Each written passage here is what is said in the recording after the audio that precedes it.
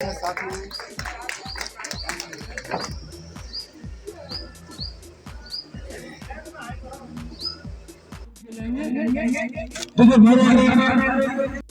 जन उनके महापरिनिर्वाण दिवस के उपलक्ष्य में उनको पुरस्कृत किया जाता है। यहाँ भी प्रोग्राम किया जाता है, बुलाया जाता है। तो हमारा जो इनका है और इनकी जगह पेपर के अंदर बैठ मैं रहा हूँ क्योंकि किसी को कुछ नहीं आता और मुझे बहुत कुछ आता है। मैं क्रिमिनल का बनना, मैंने कहा बेटा सिविल का बन जा, कैट का बन जा, प्रॉपर्टी का बन जा, फैमिली का बन जा। कहते नहीं क्रिमिनल के अंदर ताकतवर है। अमेरिका इसलिए ताकतवर है कि वहाँ हर एक चीज़, हर एक आदमी को, काले गोरों को और जो नाइट है उनको बराबर का उनको रिप्रेजेंटेशन मिल रहा है।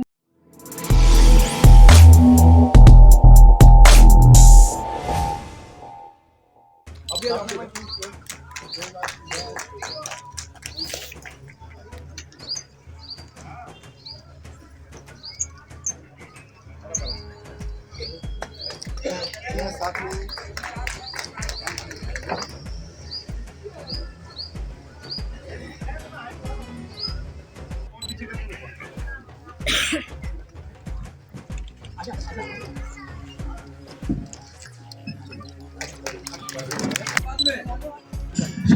इधर देखना जी, इधर देखना।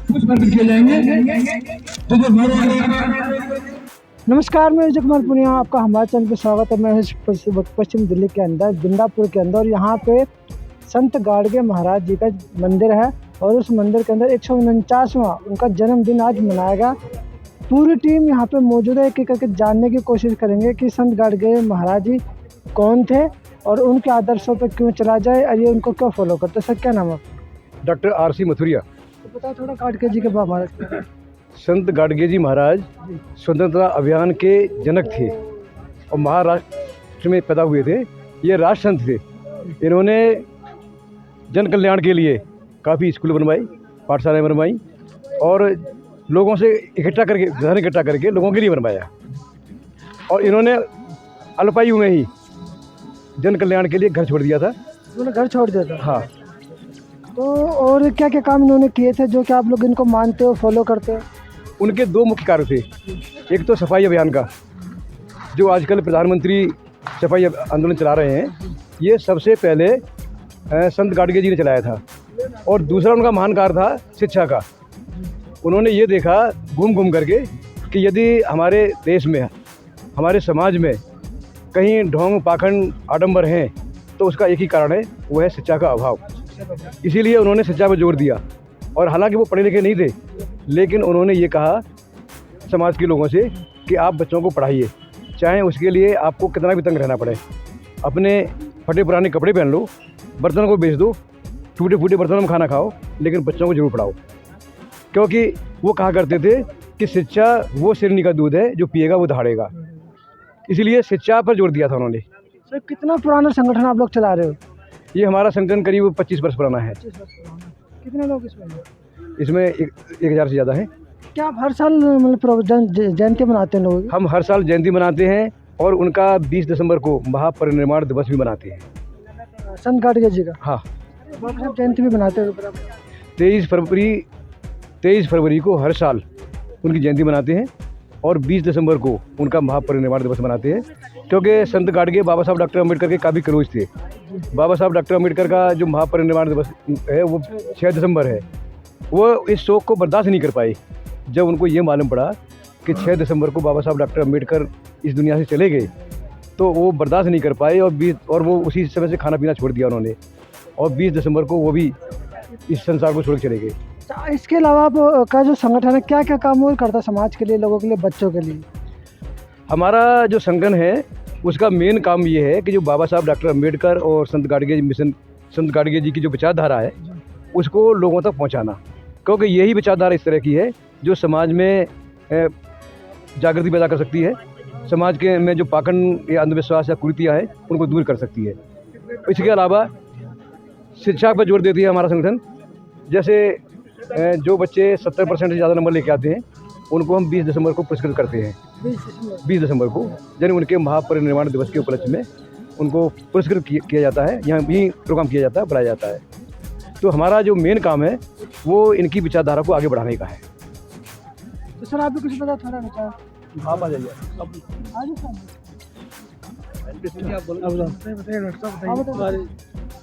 अच्छा इसको छोड़ दें। प्रधान जी बताएंगे। आप बताओ, इतना आगे लेवल पे कोई बात नहीं, प्रधान जी आइए, चेयरमैन साहब बताएंगे। तो थोड़ा महाराज जी के बारे में बताएं, क्या विचार थे उनके, क्या चाहते हैं भविष्य में, मतलब आपके लोगों के लिए, कि उनका क्या सपना था समाज के लोगों के लिए?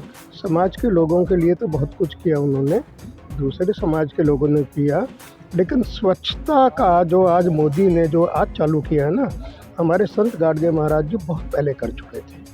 और वो ये चाहते थे कि शिक्षित बनोगे ना, तभी समाज के अंदर अपना स्थान बना सकोगे, और तभी बच्चों को आगे बढ़ा सकोगे, तभी हमारी गरीबी दूर होगी, और तभी हम जो है ना समाज के अंदर सिर उठा करके जी तो सकेंगे। शिक्षा ग्रहण करना तो आजकल काफ़ी मुश्किल हो गया है ना? मुश्किल हो गया, लेकिन इतना मुश्किल भी नहीं है। अगर जो मुश्किल महंगी हो गई है। नहीं, महंगी हो गई है ऐसी बात नहीं है। सरकार की तरफ से बहुत सारी सुविधाएं भी मिल रही हैं, और शिक्षा के लिए जो है गवर्नमेंट भी पूरी कोशिश कर रही है। और हमें आगे आने के लिए अपने बच्चों को जो है ना कंपटीशन में जब तक नहीं लेकर के जाएंगे ना, तब तक हमारे बच्चों में जागृति भी नहीं आएगी। और उनके अंदर ये देखना है कि सिफारिश से नहीं काम करवाना, अपनी मेहनत से आगे बढ़ना है। और मेहनत से आकर मेरिट में आकर के एग्ज़ाम में जब हम पूरे मुकाबले के साथ कंपटीशन में आएंगे, तब नौकरी प्राप्त हो सकती है जी। तो आजकल कंपटीशन का ज़माना, लेकिन क्या कि एक फ़ोन पे नौकरी लग जाती है और बाकी जो मेहनत करने वाले बच्चे पीछे भी रह जाते हैं। अभी हाल ही में आपने देखा कि यूपी के अंदर परीक्षा लीक हो गई है और बहुत से बच्चों ने तो आत्महत्या भी कर ली है। बिल्कुल सही, ठीक है, परीक्षाएं लीक भी हो रही हैं बिहार के भी। मैं खुद जो है वो किसी टाइम पर जो है इंटरव्यू लेता था पार्लियामेंट के अंदर, तो जब मैं पूछता था, बिहार के कोई बच्चे आते थे, मैं ये पूछता था कि आप जो है सिर्फ मैं तुम्हें पास कर दूंगा, तुम दिल्ली के अंदर, इंडिया के अंदर 3 महिला मुख्यमंत्री बता दीजिए। वो एक भी मुख्यमंत्री नहीं बता सके। तो मैंने कहा भाई आप ये बताओ कि एक क्वेश्चन मैंने पूछा है और आप ये चाहते हो कि आपको सरकारी नौकरी मिल जाए। तो नहीं, हमें अपने बच्चों के अंदर वो गूढ़ ज्ञान बताना है, चाहे दिन रात मेहनत करें, फीस भरनी पड़े, प्राइवेट पढ़ाना पड़े, ताकि कंपटीशन में आगे जा कर के उनको शर्मिंदा ना हो। तो प्लेटफॉर्म कहाँ से मिलेगा उन बच्चों को? प्लेटफार्म हम देंगे, प्लेटफार्म हम यहाँ देंगे। पे उत्तर पश्चिम दिल्ली में तो आप दे दोगे, लेकिन बाकी पूरी दिल्ली है, देश भर है। पूरी दिल्ली के अंदर भी क्या है कि कहीं जा कर के घर घर जा कर के हमने कहा है कि बच्चों के पास, गरीब आदमी के पास जिसके पास फीस नहीं है ना, अभी मैंने आपने सुना होगा कि जो बच्चे वकील बनना चाहते हैं मेरे पास आए, मैं उनको पढ़ाऊंगा भी, रास्ता भी दिखाऊंगा। और जो अब नए 3 कानून बने हैं ना, क्रिमिनल एक्ट आपको पता होगा, नए पास हो गए हैं, उनकी नॉलेज जो है ना बहुत सारे जजों को नहीं है। लेकिन वो कब होगी नॉलेज? जब हम दिन रात उसको पढ़ेंगे, देखेंगे कि पहले क्रिमिनल कानून कैसे थे, अब कैसे बन गए हैं। गवर्नमेंट ने चेंज कर दिया, आपको पता है, क्रिमिनल एक्ट बदल दिया, CRPC बदल दिया, इंडियन एविडेंस एक्ट बदल दिया। तो इनका जो है ज्ञान कब होगा? पढ़ने से होगा। अगर हम जज के सामने ऐसे ही जा कर के खड़े हो जाएं कि साहब मैं अभी जो है ना वो करके नहीं आया हूँ, तो मुझे डेट दे दीजिए, तो जज भी ये समझेगा कि ये कोई काबिल वकील नहीं है। सर एक चीज़ और मैं पूछना चाहूँगा, आजकल जो सरकारें कानून बनाती है ना तो पब्लिक से राय ले जाती है, ना डिस्कशन होता, बनाया और थोप दिया कानून। जैसे एक्सीडेंट किया तो 10 लाख जुर्माना, 10 साल की सज़ा, और मान लो वैसे कोई और दूसरा एक्सीडेंट होता तो उसमें तो 2000 के मतलब रुपये जुर्माना। तो कोई मतलब तरीका नहीं है। वही कानून वापस लेना पड़ा है कि भाई एक्सीडेंट हो जाएगा और मौत हो जाएगी तो 10 साल की सज़ा है और सब कुछ है। लेकिन उसके अंदर आपने देखा होगा अभी कि गवर्नमेंट ने उसको जो है डिले कर दिया है। अब वो कौन ट्रक वालों ने स्ट्राइक करी थी, पता है ना? जो पेपर लीक में पकड़ा जाता है उसको भी तो 10 साल की सज़ा कर दिया। पेपर लीक करे कोई और भरे कोई। पेपर लीक के अंदर होनी चाहिए कि पेपर तो इनका है, रोल नंबर इनका है, और इनकी जगह पेपर के अंदर बैठ मैं रहा हूँ क्योंकि किसी को कुछ नहीं आता और मुझे बहुत कुछ आता है। मैं गलत आदमी अंदर बाहर चला जाता, मतलब अंदर चला जाता है, बाहर चला जाता है, और जो सही आदमी जो साफ सुथरा था उसको जेल ज़्यादा होती है ना। फंसते तो वे लोग हैं। देखिए ये परंपरा बहुत पुरानी है, ये तो बहुत पहले से है कि मुजरिम बच जाता है और जो निर्दोष है वो फंस जाता है। सत्यपाल मलिक के घर पर भी CBI छापे मार रही है। कल पड़ी है, CBI पड़ी है सत्यपाल मलिक के यहाँ। क्यों पड़ी है? ये सब राजनीति का है, इसके अंदर जो है ना कोई कमेंट। एक बात कहना चाहूँगा मैं, जो सत्यपाल मलिक के यहाँ CBI है ना, सत्यपाल मलिक ने गवर्नमेंट की जो कमियां थी वो उजागर की, और जो आदमी गवर्नमेंट की कमियों को बताएगा वो गवर्नमेंट का दुश्मन हो गया, और गवर्नमेंट उसके बाद CBI भी डालेगी और जेल में अंदर भी डालेगी। और जहाँ तक अभी उसकी बात कर रहे थे आप, बच्चों को नौकरियाँ मिलने की वाली बात। मैं कहता हूँ कि एक प्रथा और है, वो है लेटरल एंट्री की। लेटरल एंट्री में क्या है, बिना IAS का एग्ज़ाम पास किए और लोग चीफ सेक्रेटरी बन जाते हैं। 1.5 किलो को तो बनाया जाता है साल में एक बार। तो ये गलत है। जब IAS का एग्ज़ाम की व्यवस्था है तो वो जो एग्ज़ाम पास करेगा और प्रमोशन भी लेगा, बाद में चीफ सेक्रेटरी बन जाएगा। लेकिन इसमें क्या है, बिना IAS की एग्ज़ाम दिए, उसे बिना पास किए और डायरेक्ट ही चीफ सेक्रेटरी बन जाता है, और वो लोग बनते हैं जो गवर्नमेंट के नज़दीक लोग होते हैं। ये प्रथा गलत है, ऐसा नहीं होना चाहिए। इससे क्या है कि जो लेबोरियस बच्चे हैं, जो मेहनत करते हैं बच्चे, वो रह जाते हैं, उन्हें चांस नहीं मिल पाता। और यही बात है एजुकेशन में। एजुकेशन में क्या है कि जो कैपिटल फीस, जैसे मेडिकल है या IIT है, इंजीनियरिंग है, उनमें क्या है कि बच्चे 12वीं पास की, चाहे उन्हें कुछ आता है नहीं आता, लेकिन ज़्यादा डोनेशन दे दो और एडमिशन हो गया उनका। नहीं, उनके लिए तो नीट क्लियर करना पड़ता ना, मेडिकल के लिए तो JEE क्लियर करना पड़ता। लेकिन जो कैपिटल फीस है, हाँ, सीटें पहले पूछ जाती। तो उसके लिए तो कोई ज़रूरी नहीं है। जो मैनेजमेंट फीस है, उसके लिए एग्ज़ाम पास करना ज़रूरी नहीं है। उसके लिए तो फीस दो, डोनेशन दो और सीधा एडमिशन लो। अच्छा, तमाम देश भर के बच्चों को आप अपनी तरफ से क्या संदेश देना चाहोगे? हम बच्चों के लिए संदेश ये देना चाहेंगे कि बच्चे मेहनत करें, काबिल बने, कंपटीशन क्वालिफाई करें और अपना हक लें। यदि उनके हक को कोई छीनता है तो संघर्ष भी करें, मोबाइल से दूर रहे। तो संघर्ष करें फिर। नहीं, मोबाइल से दूर रहे। नहीं, एक चीज़ और भी नहीं कि देखिए, बच्चों को क्या है कि हम जो है ना, एक चीज़ की और भी देते हैं कि जो बच्चा अगर जो कोई टेक्निकली किसी चीज़ के अंदर है, परफेक्ट है, जैसे कोई कहता है कि मैं मोबाइल का बहुत बड़ा मास्टर हूँ, तो मोबाइल की दुकान खोले, उसके अंदर जो है, उसके अंदर भी अपने बच्चों को आगे बढ़ा। मोबाइल देखते रहते हैं ना, तो रील देखने में ज़्यादा टाइम वेस्ट करते जाते, किसी के हाथ में देख लो, उसके टाइम वेस्ट फोन पे ज़्यादा हक में हम दिए कि बच्चे जो मोबाइल देखते हैं ना, और मोबाइल देख करके जो है वो, उससे एजुकेशन पूरी नहीं मिलती है। ये बात ठीक है कि आजकल मोबाइल के अंदर किसी भी सब्जेक्ट का लेक्चर देख लिए, सब कुछ बढ़िया से बढ़िया लेक्चर मिल जाएंगे। और बच्चे कहते हैं, दादा तुम तो बहुत जो है ना एक्सप्लेन करने में बहुत टाइम लगाते हो, ये देखो मोबाइल के अंदर वही लेक्चर आ रहा है, देखो इसको मैं पढ़ रही हूँ और मेरे को जो है ना ये बिल्कुल जो है आधे घंटे के अंदर ही मेरे को याद हो गया। मैंने कहा बच्चा बिल्कुल ठीक है, लेकिन याद होने का मतलब ये नहीं याद हो गया उसको पेपर में लिख कर भी आना। मैं एग्जाम्पल दे करके पढ़ाता हूँ, ठीक है ना, तो कभी कभी बोर हो जाते हैं। लेकिन बच्चों का ये है कि माइंड को जहाँ बच्चे का इंटरेस्ट हो ना पढ़ाई में, तो खूब पढ़ाओ, खूब करो। मेरी पोती एडवोकेट है, क्रिमिनल की वो वकील है, सब कुछ है। वो कहती है दादा मैंने क्रिमिनल का बनना है। मैंने कहा बेटा सिविल का बन जा, कैट का बन जा, प्रॉपर्टी का बन जा, फैमिली का बन जा। कहते नहीं क्रिमिनल के अंदर जो है ना ज़्यादा वो है, तो क्रिमिनल को जो है ना उसने बहुत ध्यान से पढ़ा है, करा है। तो इसके लिए हम ये कहते हैं कि बच्चे की जहाँ रुचि हो ना, वहाँ उसको सपोर्ट भी करना चाहिए। हाँ, अगर जो कोई बच्चा ये कहता है कि मैं तो भाई अपने समाज के अंदर है, ज़रूरी नहीं कि हम अपने बच्चों को ये कहें कि आप प्रेस करो, कि भैया प्रेस के अंदर 500 रुपये की कमाई से ज़्यादा नहीं कर सकता आदमी। लेकिन अगर जो कोई मैकेनिक बन गया ना, अपने बच्चों को स्कूटर मैकेनिक भी बना दिया, तो 1500 रुपये उसके कहीं नहीं गए हैं बिल्कुल जो है।